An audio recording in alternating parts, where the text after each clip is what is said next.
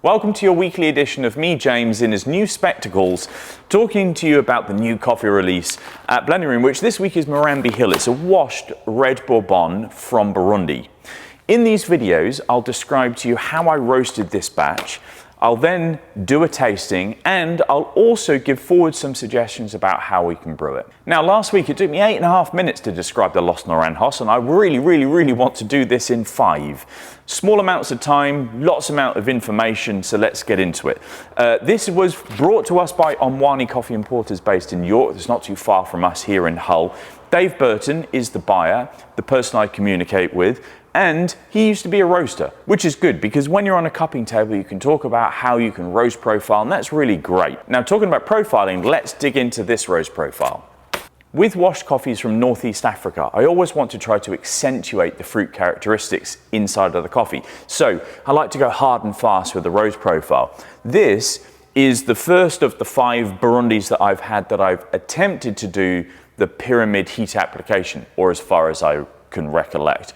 So it was a bit of an exploration in heat application through time. The idea was a 9.5 minutes roast profile. Now this one came out at 9 minutes and 48, which was a little longer, but it was the first exploration of this heat application. I wanted a post first crack development time of 1 minute and 25 seconds, so a little shorter than the 1 minute and 30 that I have been doing for most of the other coffees. I wanted there to be the pyramid heat application and an ever declining slope, of which I have on the screen. Now, there is a little nuance around what seems to be a crash. What is a crash? It's a huge thermal loss post first crack. But what I've been finding is that it's not exactly representative from a drum roaster to an air roaster. There's a lot more that happens within an air roaster. So I'm not quite so fussed about the steep slope that you can see on the screen now at the end of first crack. What could I do to improve this? Well, depending on how this tastes on the cupping table, I may want to manipulate that crash element. I think I probably might want to roast this a touch faster as well. So maybe putting 95% gas into the midsection during the roast rather than the 90%, and or start with a slightly higher inlet temperature based on our return temp.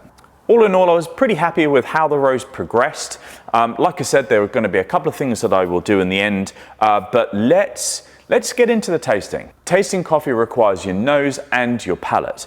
So I'm going to describe some of the aroma profiles, and then I will describe what the coffee actually tastes like. So on the nose, you're going to get this extreme prevalence of sweetness. It smells like liquid brown sugar, and I hope that that transfers into the cup. So let's now get it onto my palate. Wow, and that brown sugar really does. So what you get first, talking about the acidity, because that's the thing that hits the front of your mouth, and it's the thing that I really love about specialty coffee. So what I get with this is like cherry, red cherry, black cherry. It's a bit gummy and quite syrupy, but they're very prevalent cherry characteristic. Then in comes this brown sugar. So it reminds me a little bit like cherry Coke.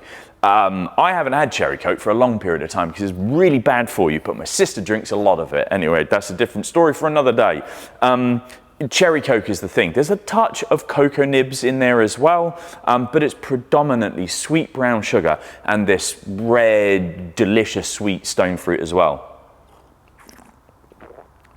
The mouthfeel is syrupy, the acidity is controlled and polite, the finish is long, and all about that really syrupy brown sugar. So knowing these things, how would I brew these? With preference, I would brew this as a filter coffee. Why? Because you'll get this lovely dilution, you'll get this lovely opening up of all of the flavor compounds based on that method of brewing. And I think that's where this sings.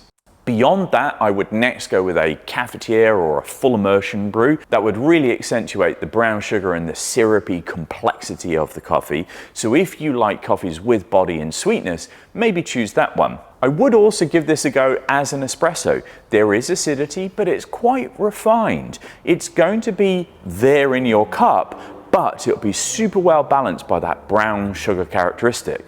For those people who like hybridized brewing, maybe AeroPress would be a good one as well. So you get texture, you get sweetness, you get a soupçon of that acidity. So yeah, maybe AeroPress, that would be a good one. What I'm trying to say is that this is going to be a really versatile coffee for you to brew with, and therefore have a go. Have a go with it in every single method of brewing. Why not? Buy yourself a grinder, buy lots of brew apparatus, have some fun. And there you have it. That is Murambi Hill from Burundi. How did I do? Was this video okay? Do leave me a comment and let me know which part, which section you want to hear a little more about. More on the importers, more about the roasting, more about the tasting. I'm trying to keep these to 5 minutes because, you know, who wants to waste their time listening to me talking about coffee from my company? Talking about that, you're welcome to purchase this through our website. We're open 24 hours a day, 7 days a week. At the market at Beverly every Saturday, and through the roastery doors between 9 o'clock and 5 o'clock, Monday to Friday. I hope this video has proved useful. Until next time, have a great week.